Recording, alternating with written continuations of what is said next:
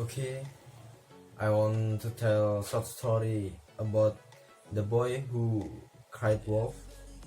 The beginning story, a shepherd boy who wanted a flock of sheep near a village broke out the villagers 3 or 4 times by crying out, "Wolf, wolf," and when his neighbors come to help him, looked at them for their pain.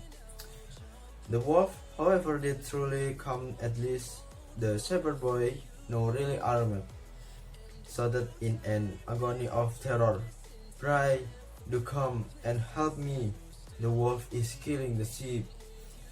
But no one paid any heed to his cries, nor rendered any assistance. The wolf, having no cause of fear, at his leisure lacerated or destroyed the whole flock. There is no believing a liar, even when he speaks the truth.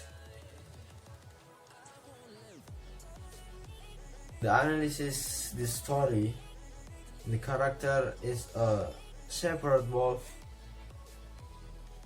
the villagers, cycles, a shepherd boy, mental liar.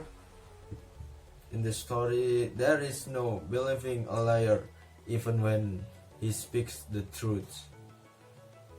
Then, Crybaby, but no one paid any heed to the cries.